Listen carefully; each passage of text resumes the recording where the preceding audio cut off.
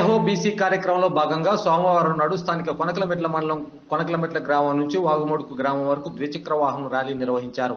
ఈ కార్యక్రమంలో టీడీపీ జిల్లా అధ్యక్షులు నుగుసాని బాలాజీ యాదవ్, మాజీ శాసనసభ్యులు కందుల నారాయణ రెడ్డి, మండల పార్టీ అధ్యక్షులు మూరబైన బాబురావు యాదవ్ మరియు మండల పార్టీ నాయకులు, కార్యకర్తలు తదితరులు పెద్ద ఎత్తున పాల్గొన్నారు.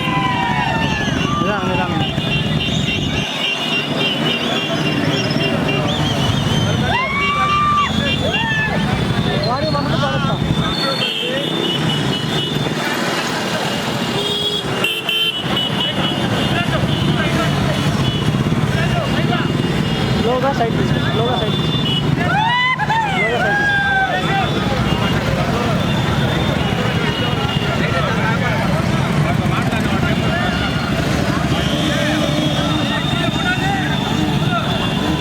స్లోగా సైడ్ తీసుకొని ఆపు సైడ్ తీసుకొని స్లోగా సైడ్ తీసుకొని ఆపు.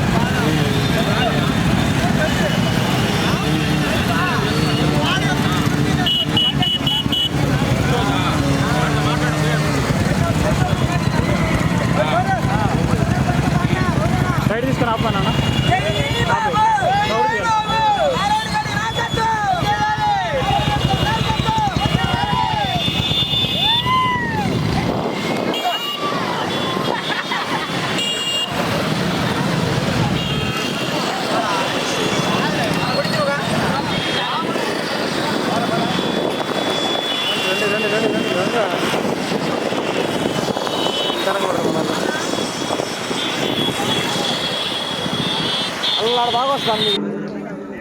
ఈ వాగుమడుగులో జైవ బీసీ సదస్సు పెట్టడం,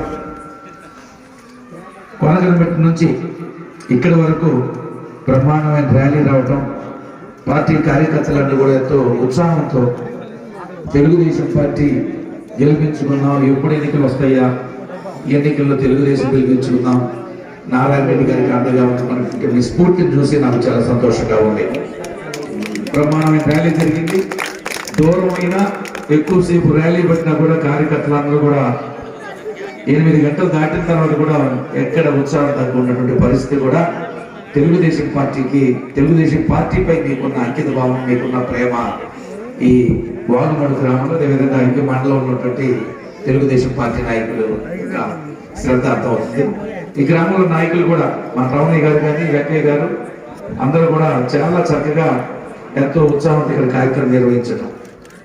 ఒకటి మాత్రం వాస్తవం, తెలుగుదేశం పార్టీ ఆవిర్భావం తర్వాతే ఈ రాష్ట్రంలో బడుగు బలహీన వర్గాలకు అద్భుతమైన అవకాశాలు వచ్చినాయి. పరిస్థితి సోదరులారా, రాజకీయంగా అత్యంత ప్రాధాన్యత పొందింది. నాడు ఎన్టీ రామారావు గారు పార్టీ పెట్టిన తర్వాత ఈ జిల్లా నుంచి కానీ రాష్ట్రం నుంచి కానీ అనేక మంది ఎమ్మెల్యేలని, బీసీలను ఎమ్మెల్యేలు చేసినటువంటి చరిత్ర తెలుగుదేశం పార్టీకి ఉంది. చంద్రబాబు నాయుడు గారు ఆ కోవలోనే ఎన్టీ రామారావు ఏదైతే స్ఫూర్తిగా ఇచ్చారో ఆ స్ఫూర్తిని అందుకొని ఆయన ఇచ్చినటువంటి మార్గదర్శకంగా పనిచేస్తూ బడుగు బలహీన వర్గాలకు అండగా ఉన్నటువంటి పార్టీ తెలుగుదేశం పార్టీ. ఆ రోజు ఎన్టీ రామారావు గారు బలహీన వర్గాలకి 20% స్థానిక సంస్థల్లో రిజర్వేషన్లు కల్పించారు. కారణం ఎస్సీ ఎస్టీలకి చట్టసభల్లో రిజర్వేషన్లు ఉన్నాయి, వాళ్ళకి రాజ్యాంగబద్ధంగా రిజర్వేషన్ కల్పించబడి ఆ రోజు అంబేద్కర్ గారు రాజ్యాంగబద్ధంగా వాళ్ళకి అవకాశం ఇచ్చాడు మహానుభావుడు.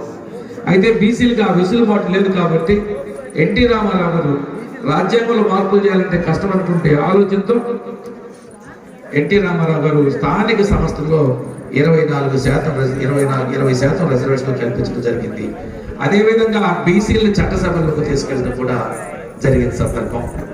మీరు చూడండి, మంత్రులు చేశాడు, ఎమ్మెల్యేలు చేశాడు, ఎక్కడ బలహీన వర్గాల్ని ఇబ్బంది పడకుండా బలహీన వర్గాలకు భరోసాగా నేనున్నానంటూ ఎన్టీ రామారావు ముందుకు తీసుకొచ్చి రాష్ట్రంలో బలహీన వర్గాలకు ఆరాధ్య దైవంగా మిగిలిపోయిన సందర్భం. ఆ రోజు మురళీధర్ కమిషన్ పే చేసి 40 రిజర్వేషన్లు 27% ఉన్న బీసీ 40% పెంచితే కోర్టులు అడ్డుకొని ఇబ్బంది పెట్టి 50% కంటే రిజర్వేషన్లు పెరగటం సరైంది కాదన్నారు. కానీ తమిళనాడు కానీ చాలా రాష్ట్రాలు 60% కూడా మించిపోయినటువంటి సందర్భం కనపడతా ఉంది. అందుకే ఇవాళ తర్వాత వచ్చినటువంటి విపి సింగ్ కానీ వాళ్ళందరూ కూడా కేంద్రంలో కూడా ఈ రిజర్వేషన్ తీసుకురావడం, మండల కమిషన్ రిపోర్ట్ ఆధారం చేసుకుని రిజర్వేషన్ తీసుకురావడం జరిగింది. దానికి తెలుగుదేశం పార్టీ పూర్తి స్థాయిలో మద్దతు పలికింది.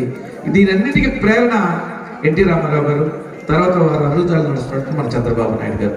మీరు చూడండి, చంద్రబాబు నాయుడు గారు వచ్చిన తర్వాత బలహీన వర్గాలకు అనేక అభివృద్ధి సంక్షేమ కార్యక్రమాలు చేసిన సందర్భం 2014-19లో ఈ రాష్ట్రం విడగొట్టబడిన తర్వాత రాష్ట్రానికి దిశ దశ నిర్దేశం లేని పరిస్థితులు, రాష్ట్రానికి రాజధాని లేని పరిస్థితులు, ఎవరికి పుట్టిన బిడ్డరా ఎక్కి వెడుస్తున్న సందర్భంగా ఆంధ్రప్రదేశ్కి 16,000 కోట్ల లోటు బడ్జెట్ ఉంది. రాష్ట్రానికి సరైన ఆధారం లేకుండా, సరైన అండ లేకుండా ఒక పక్క